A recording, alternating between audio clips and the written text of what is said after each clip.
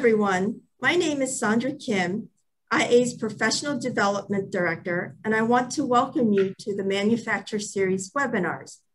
Today's webinar, titled Smart Irrigation Beyond the Project, How to Start Your Own Recycling Program, is sponsored by Hunter Industries. Hunter Industries is a global company that provides innovative, efficient solutions for the irrigation, outdoor lighting, dispensing technology, and custom manufacturing industries. Hunter's diverse array of products are found everywhere from stadiums and national landmarks to city parks, residential properties, and commercial complexes around the world. For more information, visit their website at www.hunterindustries.com. Now I have just a few housekeeping notes before we get started with today's presentation. This session will be recorded and all microphones will be muted. This webinar is worth 1 CEU. You can enter it on the Submit CEUs page under the Certification tab on the IA website at irrigation.org. Our speakers today are Bryce Carnehl and Warren Gorowitz. Without further ado, I'll turn it over to Bryce and Warren. Thank you, Sandra. Really appreciate you having us here today, and really thank you to the IA and the board members for allowing us to be a part of the celebration of Smart Irrigation Month. Let's go to the next slide there, Warren. So again, in celebration of Smart Irrigation Month, that's why we're here. We're here to talk about smart irrigation. And really when we think about smart irrigation, we think about the images that are on the screen here, right? So efficient application devices that give us the ability to apply targeted water to where the plants need them most. Management of irrigation systems, and these devices equipped with sensors to help us determine how much water to put on a landscape or a field, and how long to water, all to maximize landscape health and crop yields. Also, we think about the flexibility that technology has really given us, and really connected technology to help us do our jobs a little bit easier, manage water a little bit easier from wherever you are. And one thing that is a growing part of our industry is really sympathizing with end users and understanding that not everybody who manages irrigation is an irrigation professional or even in our industry. So providing smart irrigation technologies to make it easier for non-professionals to really acknowledge the responsibility that goes along with the irrigation management. These are all part of this idea of smart irrigation. A question did come up: as the slides are out of focus, is it just me? I'm not sure if we can help you with that one right in the bat, but that does lead me to something I missed at the beginning here. If you do have questions, please put them in the Q&A chat box towards the bottom there. We'll be reviewing those through the presentation and try to get those answered for you as quickly as possible. So with that, Warren, let's go to the next slide. Because as we're thinking about all this smart irrigation, really there's a problem with this, and the problem lies in the fact of what happens to all of this smart irrigation technology when it's reached its end of life.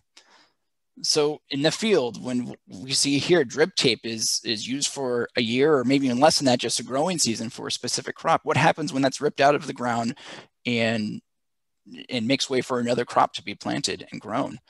Or the landscape, when irrigation materials are in the ground for 10 plus years and maybe they have limited function, or maybe they've stopped working or being replaced. What happens to those? What happens to all this stuff?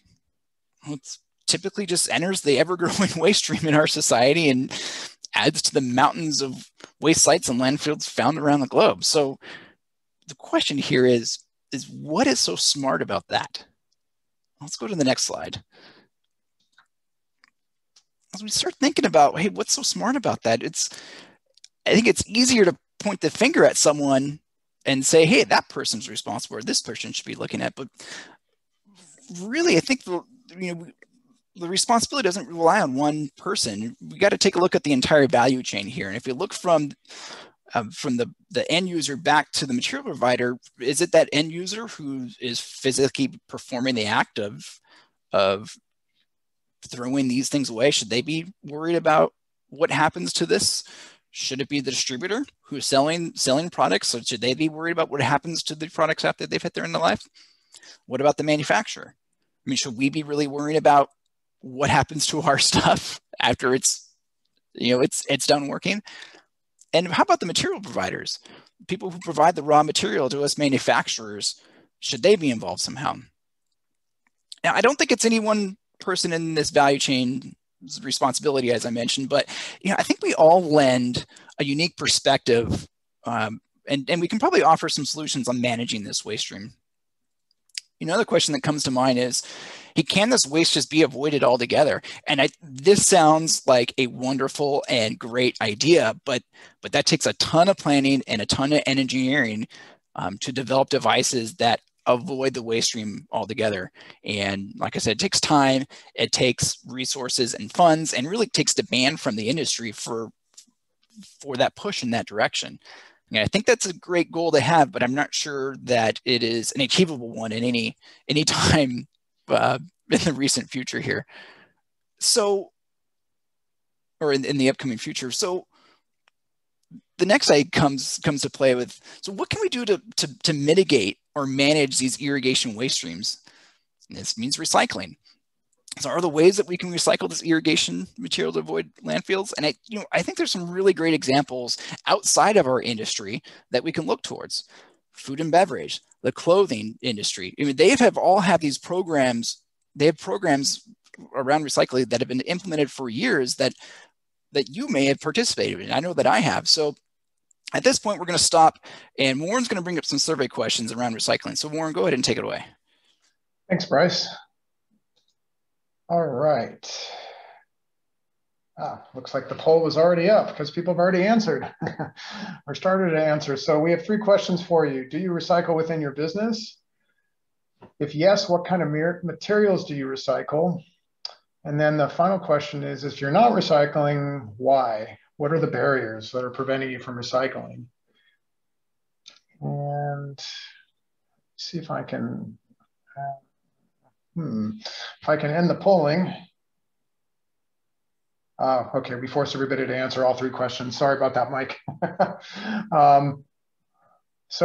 Majority, overwhelming answer is yes, actually. 75% of the people are saying that they do recycle, and majority of, let's see, waste streams that are being recycled, looks like we've got at the top paper, which is, I think, to be expected, plastics after that, metals, irrigation, organic green waste, hazardous materials, and so forth. I can share the results by doing this. There we go. Sorry. Now I can share the results. Now you can see how people respond, and apologize for that. So some interesting points, Bryce, here, I think, from the perspective of the audience. Yeah, it's great to see so many organizations really involved in some kind of recycling within their business. Now I'm curious, there's another ask for you. For those who said that they recycled irrigation materials down in that 21% there, in the chat box now, if you can, if you would type in what you recycle, I'm just curious, maybe we can talk about that a little bit later, Warren, in the presentation. Yeah, that'd be great. It'd be interesting to hear. All right, let's go to the next slide. All right, let me get that.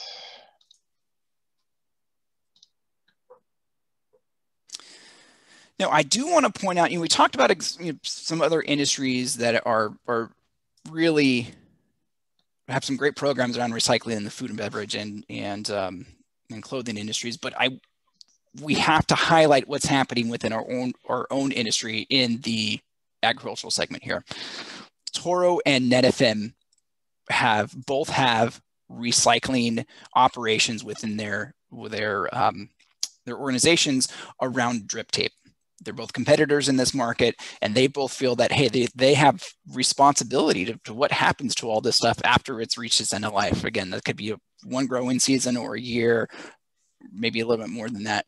But I just want to highlight some of what they're doing real quick here. Toro has built a strategic business plan with a strategic business partnership with a recycling company called Revolution.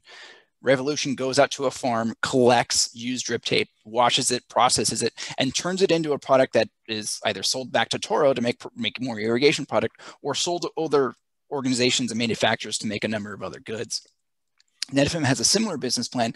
However, they've built their own recycling plant within their organization. So similarly, they go out to a farm, they collect product, they clean it, process it, turn it into a material, which then they make their product, their Streamline X Regen drip tape that gets used in, again, high performing product. So these are excellent examples of how irrigation manufacturers are working with stakeholders up and down the value chain, really to create solutions to mitigate the waste altogether and turn it into goods that can be reused again. Now, I know what you're probably thinking. Why is the Hunter guy praising his competitors right now? And you know, it really comes down to this, is that we need to work together as an industry to develop solutions that face us all. And waste is a huge one. And sometimes that means promoting the actions of our competitors. And we're going to talk about that a little bit later too. But again, I really think that Toro and Netafim should be commended for what they've been able to develop. Let's go to the next slide. Yes. Are the poll results still showing up on everybody else's screen? I got a message from Michael about that. So I don't have them open here, Michael. You might be able to click on the little X by your window there and see if that helps.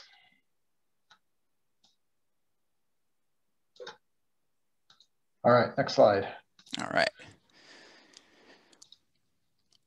On the turf and landscape side of things, though, when we get to recycling, we are facing some challenges. So although Toro and Netafim have been able to create some great solutions, on the turf and landscape side, we're faced with inconsistent infrastructure. So whether we may want to recycle a bunch of irrigation products, but the recyclers that are around us may not be accepting the plastics or the types of material that we are that we want to recycle. Nor they might not be anywhere close by where our projects are. So this kind of gets to the next one, where the things we want to recycle in our industry are bulky. Transporting those materials to a recycler is cumbersome. They could be miles, hundreds of miles away, and it can be expensive, not only in shipping costs, but in time to get those materials there. So it's going to take changing habits and a lot of training, which go hand in hand, to really change the status quo to what we do. It's easy just to throw things out. And so changing our day-to-day actions and combining that with long-lasting business strategies takes a long time. So there's some effort that needs to go into that. Going to the next slide here, let's look at a pilot program that we at Hunter ran back in 2015 to kind of tackle some of these waste stream issues and talk about some of the challenges we faced. So 2015, we started a pilot program with Ewing, one of our distributors, and said, hey, can we take back used rotors and spray heads and get those recycled? Great idea. We're really excited about it. Our recycler who we found who could process material was in Ohio. You can imagine doing business in a domestic market, getting all this product back to Ohio was expensive. Trying to ship it all there. We talked about the bulky and, it's being bulky, expensive to ship and things like that. The other thing is that our products, when they go to recycling, are dirty. They literally have dirt on them. So there's an added cost from the weight of the soil that adds up to ship all this stuff to recycler. But in addition, cleaning that off to get it to a point where we can recycle those products was difficult. The recycler said, hey, this is a hard thing to do. Can you get it to us cleaner? It's difficult to do all that. The products also are hard to dismantle. We make irrigation controller or products that want to stay together, that handle the high pressures, and we do not want them to be taken apart easily because of any kind of site use conditions or pressure issues and stuff. We build these things to last. So taking them apart is not easy, to get to all the different materials in it.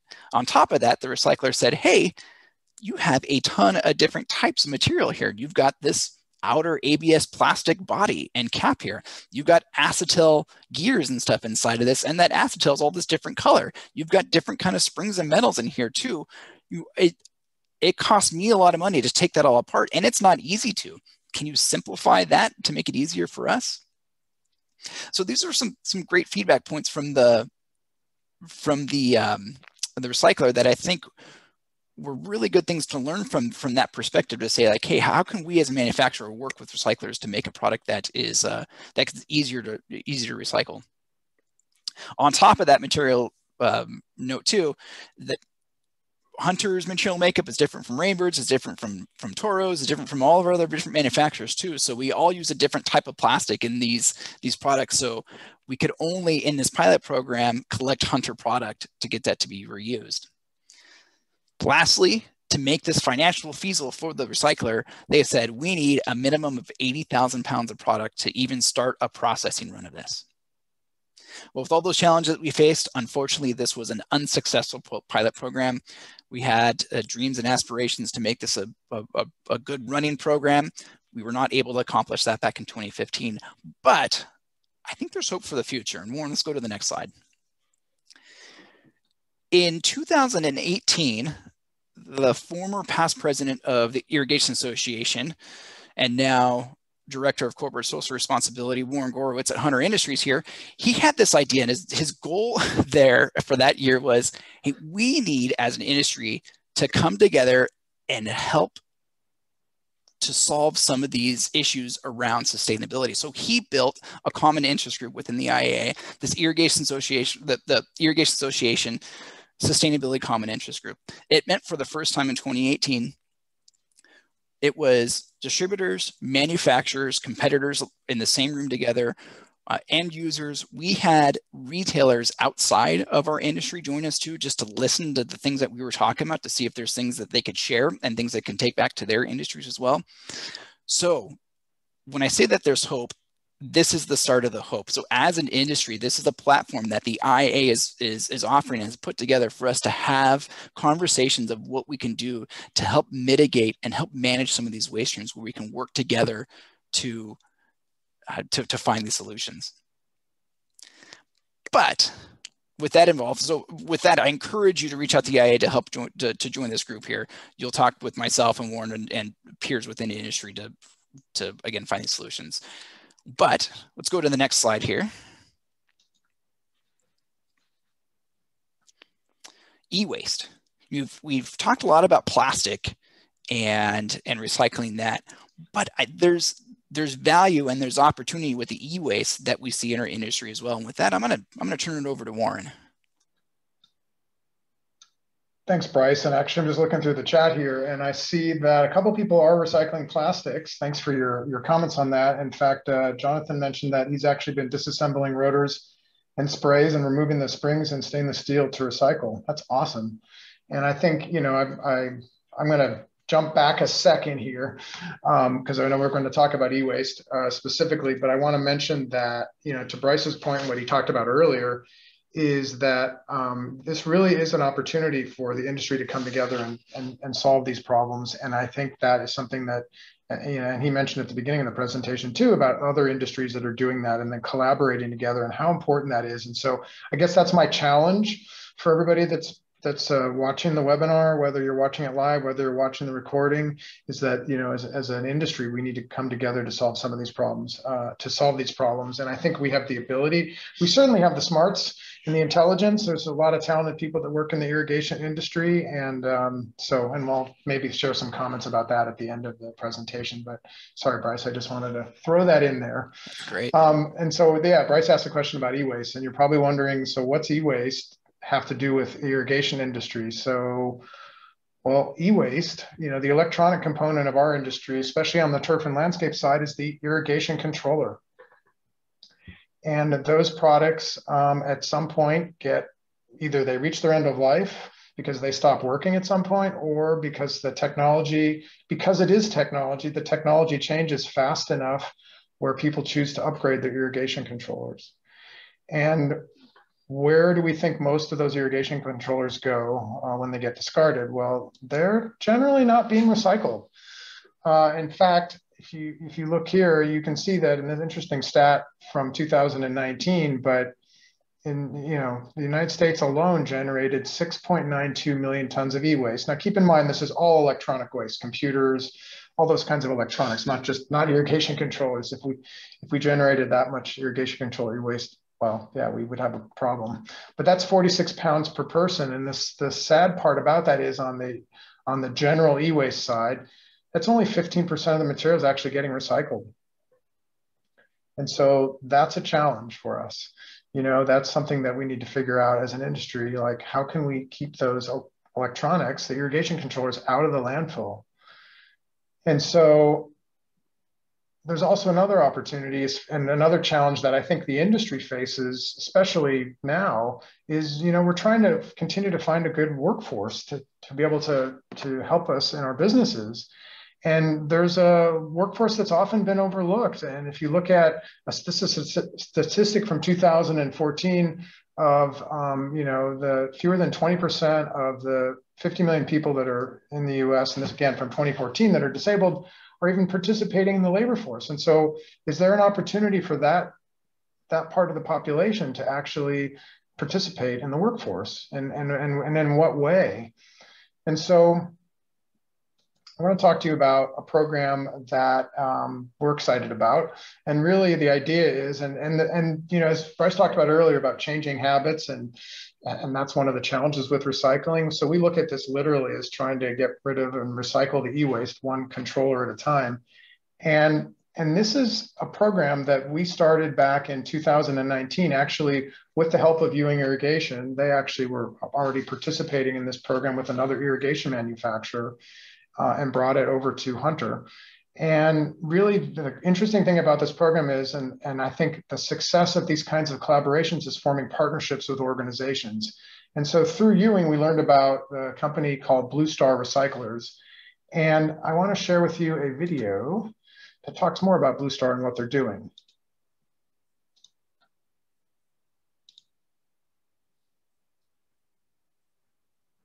Hello, I'm Warren Gorowitz, Director of Corporate Social Responsibility at Hunter Industries. Every day at Hunter Industries, we strive to conduct business with our core value of social responsibility in mind.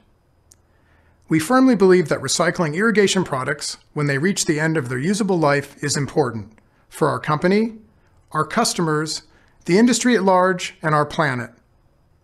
Since 2019, we have partnered with nonprofit organization Blue Star Recyclers to recycle outdated and discarded irrigation controllers, providing steady jobs for people with autism and other disabilities in the process. I'd like to share with you a video from Blue Star Recyclers that shows the impact this partnership has on the lives of the organization's employees. I also invite you to join us in this unique irrigation controller recycling program. It was in the back of this building where all these folks came every day. They were taking apart some electronics. I went back at my office, looked at their files. 4 of the 5 of them were on the autism spectrum. Here I am looking at these 4 guys thinking that they had marketable skills. Why aren't they working? People with autism tend to be attracted to systematic, repetitive tasks. My name is Ian. I've been working for Blue Star for 3 years. The biggest thing that we've seen is that he is just excited to do something that he's needed. It's something that he's good at. Pretty much is a fun company to work at. I love kind of working with the guys, and also just kind of really like the our mission of helping the environment. Blue Star has really given him a shot at using his capabilities, asking him to grow. And that's what's just fun, just watching him develop a sense of friendship and community. I think special ed teachers are the most emotional about Blue Star because they've been watching these young people for years, a lot of them, and they could see little attributes along the way, and they go, that kid is going to be really good at this, but no one would ever hire them and no one would give them a shot. When I know they don't need me anymore, it's just the best feeling. They may not be ready to live on their own, they may not be ready to take the bus on their own, but they can work. And when they come to work for Blue Star, what happens on this work floor is these guys thrive. It's the ability to live in the moment. The people who come to work here every day that show up, do their job, they don't get hurt, and we don't have turnover, that is what allows Blue Star to operate really super efficiently with a labor force that gets the work done. I can tell you that the word disability should not even be used because they outscore us on almost every occupational attribute.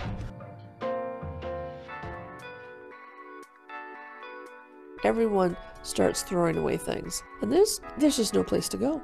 They think, it won't affect me.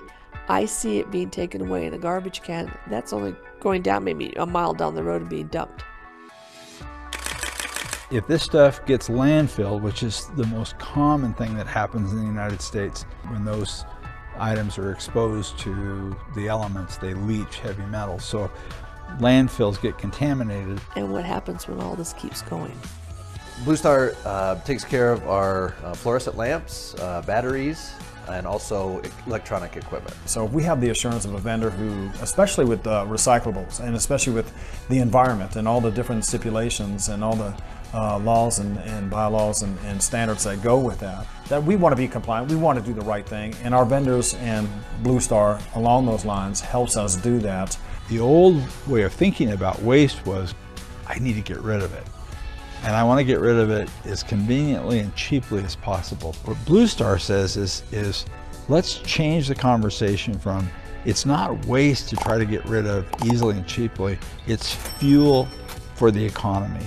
And if you bring it to us, I will take your computer and create jobs, create taxpayer savings, and create environmental impact that's positive. I hope you see the value of this program and why we here at Hunter are so committed to and thankful for your participation. We appreciate your support. Pretty interesting organization, pretty amazing organization, really. I've had the opportunity to visit them several times, and it's pretty inspiring to talk to the employees.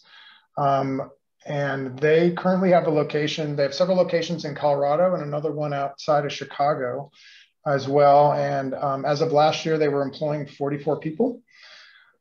And they actually recycled, this is a pretty staggering number to me, they recycled in 2020 over 3.2 million pounds of electronic waste.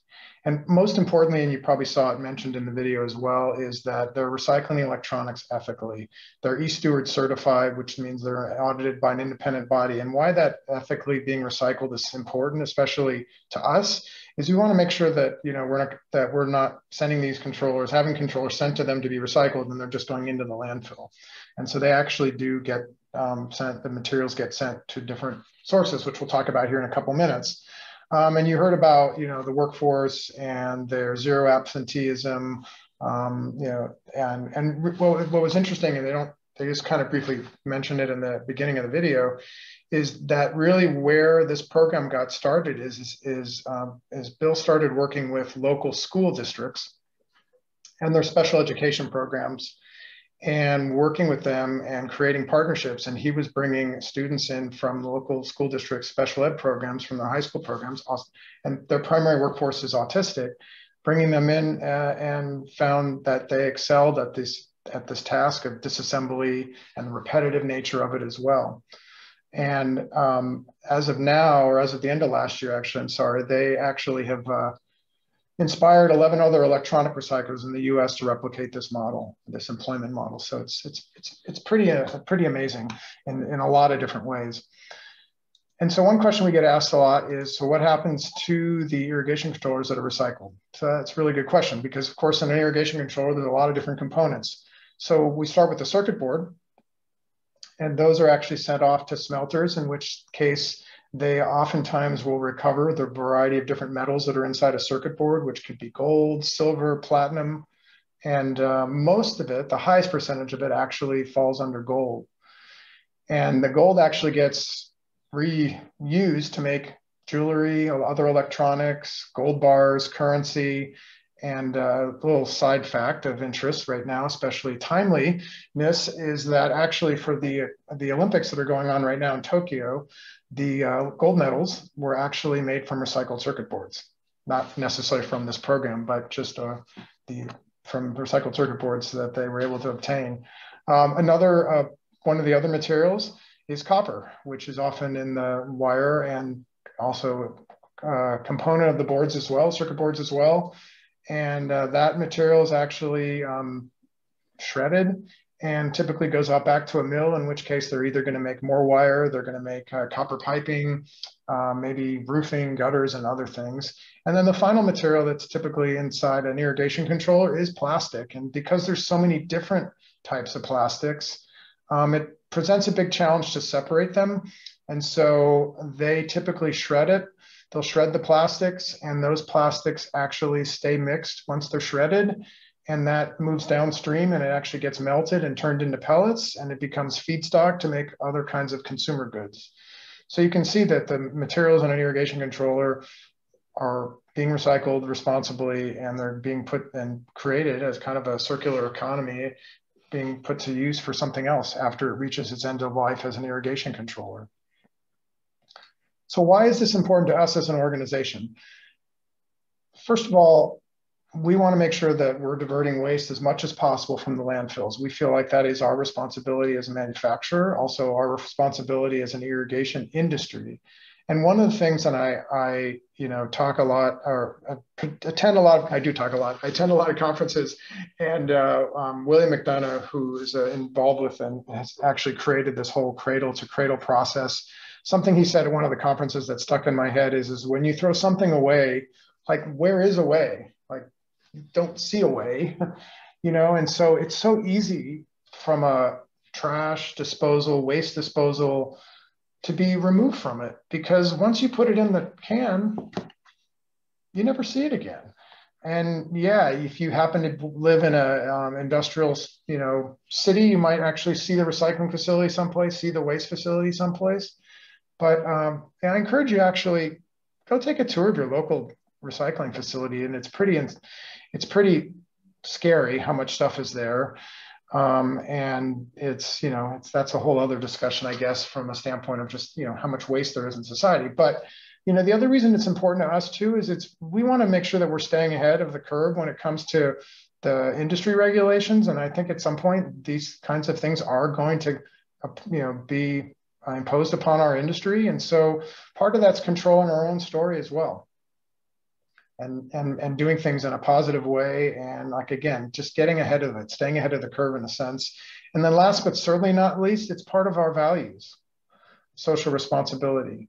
And so we recognize the importance. And the neat thing about this program in particular is the social impact that it makes, of course, because we're helping provide jobs for people with disabilities and autism. And then, of course, the environmental impact and being able to keep that stuff out of the landfill. And the irrigation controllers that we send back to Blue Star, we actually get certificates. They track it. We track the number of pounds of irrigation controllers that actually get recycled, which is a good entry into my next slide, is that since 2019, we've recycled over 12,000 pounds of irrigation controllers, which is not a small number by any means, but we recognize that it's still a small portion of the irrigation controllers that are being replaced or discarded in our industry. And so we want to expand this program. That's important to us. And that's partially why we're talking about this here today. And how do we get more people participating in this program in the industry? And, you can, from a participation standpoint, so how can you participate? Okay, first of all, you can find a participating distributor in your area. On our website, there's more information about that on our corporate website where you'll find that. There's actually a place to look for the irrigation distributors that are participating in this program as well.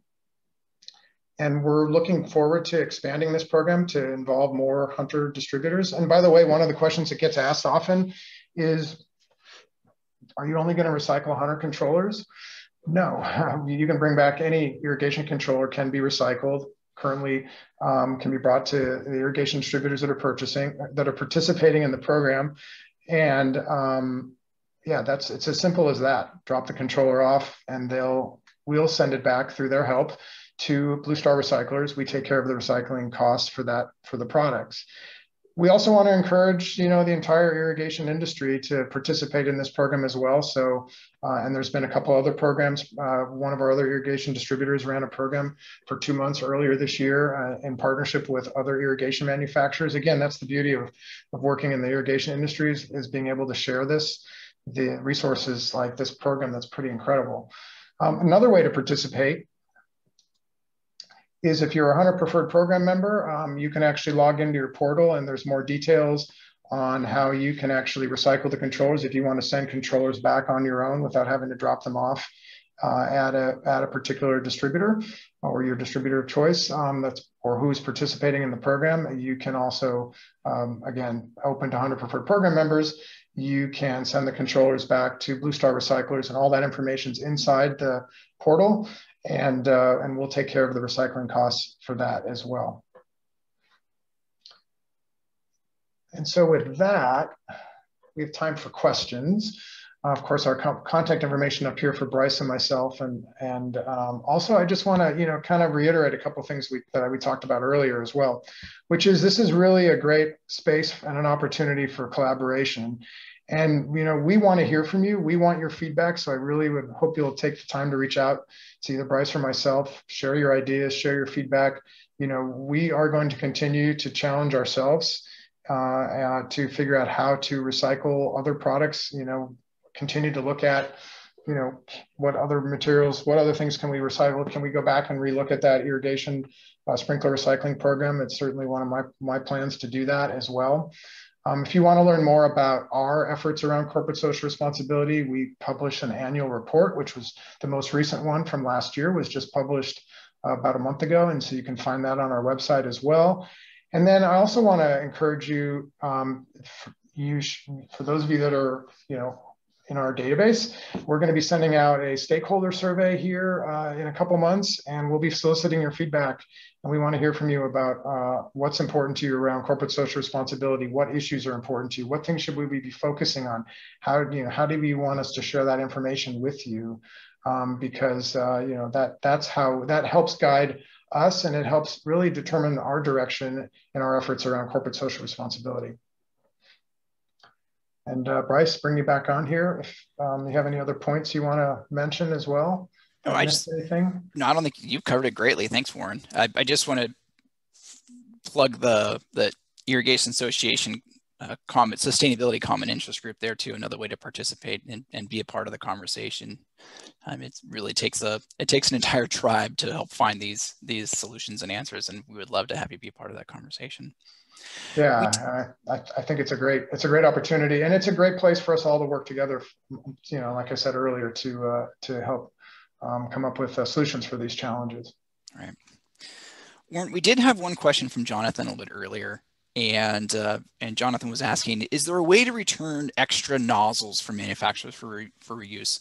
And at Hunter, and I believe at other manufacturers for turf and landscape, we do not take back nozzles because we just don't know what kind of condition they're in. It would take us quite a while to quality control those to put them back within reuse. But I do know from experience that distributors will take them back and they will use them. Also, a good thing to do is donate those to either school districts within your direct area where you're doing a project, or to municipality parks and recreation departments too. They all love those kind of things and have use for those on a regular basis. So a couple ideas there. Yeah, that is a good question too. Thank you. There's a question that came in. So as a water agency, who is looking into smart irrigation controller rebates? This can be a great streamlined way to incentivize end users and recycle through those controllers. Yeah, exactly, Andrew. You'll see that there are a number of different distributors that run incentive programs for switching out an old controller, a non-smart controller, to a smart controller. As long as you bring that old controller back that is not smart, it goes in a recycling program. They incentivize the purchase of that new purchase there. So yeah, that's a great way. There's a lot of models around that we see and that we help service. And so if you have any questions, we'd love to help you out with that. Yeah, there's another comment in here too about, have we considered designing 3 or 4 basic sprinkler bodies that can be reused with new components as improvements occur? Interesting concept. Yeah, interchangeability, that's a great model. I know there's a lot of different industries that use that model for manufacturing. We do that with a few items at Hunter. We can probably do it a lot more though. You're right, and those are things that Warren is challenging and charging to our engineers to figure out, are there ways that we can manufacture better. Yeah, and likewise, are there parts of our waste stream, our scrap waste that we produce during the manufacturing process that we can use, the materials that can be used to be recycled and used to make something else as well. We're constantly looking at that and trying to figure out like what are the best solutions for that. You know, there's definitely a very tough balance, not tough is maybe the wrong choice of words, but of just making sure, because of course the irrigation products like Bryce talked about, they typically, especially on the sprinkler side, they last for a long time. And so we want to make sure that if we're putting recycled materials in there, that it doesn't affect the integrity of the product and the longevity of how long it's going to last as well. And another great comment here, thank you, Mike, on improving the packaging for nozzles. Yeah, one bag, one pile of nozzles, less trash. Yeah, I definitely understand that. And that is something I think that we're starting to take a look at as all of our packaging and try to figure out how we can streamline that and minimize that as well. Question here in the Q&A box from Jonathan again, is 2-wire coated wire recyclable as copper? Most recyclers will take that coated copper wire and they will process that because that copper wire is extremely valuable. So most times the answer is yes. Just again, check with your recycler to make sure that they're going to take it. As mentioned, you know, we talked about infrastructure earlier on in the presentation. Everybody's a little bit different for what they take and what they can manage. In this case, the answer is usually yes.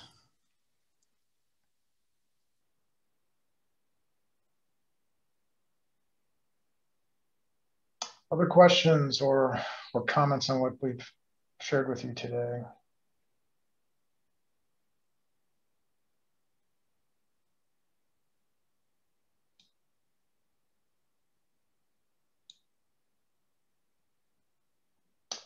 All right, we're going to turn it back over to, oh, there's another question. Tyler, is Hunter interested in sponsoring local recycling events? Yeah, we absolutely feel free to reach out to me with and we can certainly talk about that.